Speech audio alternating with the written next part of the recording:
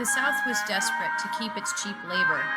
Northern labor agents were jailed or forced to operate in secrecy.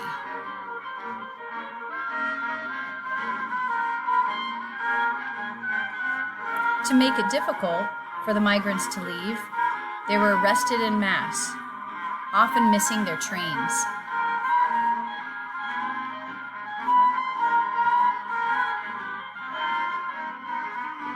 In a few sections of the South, leaders of both black and white communities met to discuss ways of making the South a good place to live.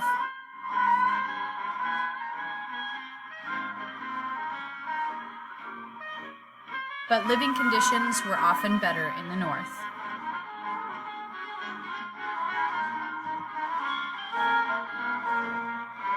The migrants arrived in Pittsburgh, one of the great industrial centers of the North.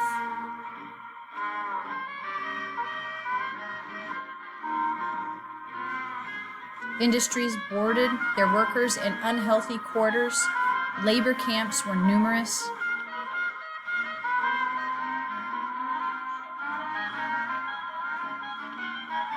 As the migrant population grew, good housing became scarce. Workers were forced to live in overcrowded and dilapidated tenement houses.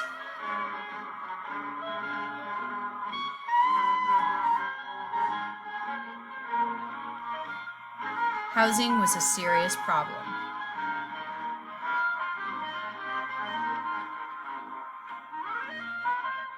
They found discrimination in the North. It was a different kind.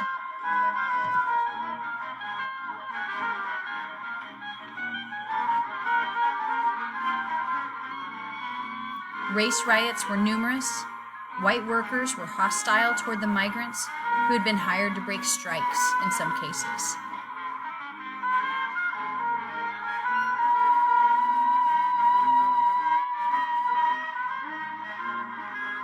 African Americans seeking to find better housing attempted to move into new areas.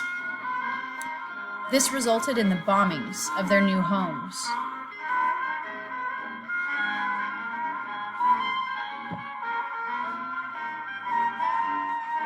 One of the most violent race riots occurred in East St. Louis.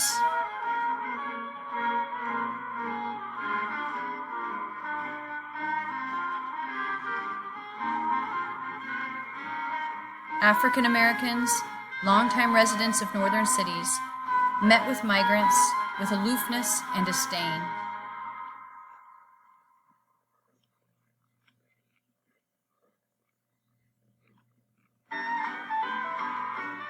For migrants, the church was often the center of life.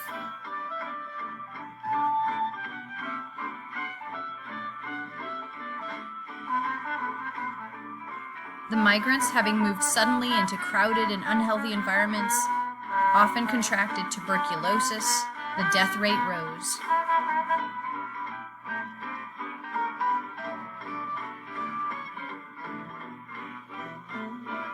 The African American professionals were forced to follow their clients in order to make a living.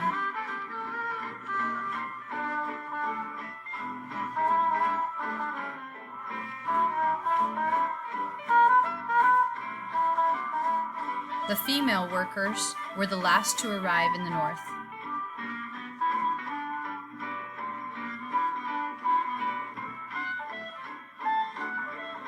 In the North, the African Americans had more educational opportunities.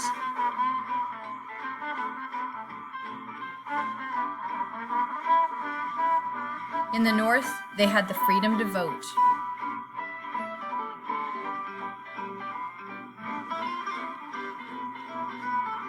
And the migrants kept coming.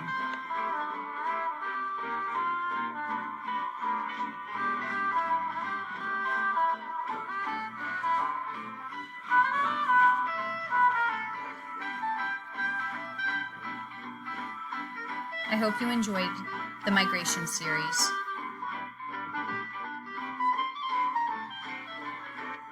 A couple of things I found interesting about Jacob Lawrence in this series were that, first of all, they were painted on like kind of what amounted to cardboard, and they're only like 12 by 18, so about a little bit bigger than the Chromebook screen that you're looking at, but maybe like a regular laptop screen. These are not very big pieces.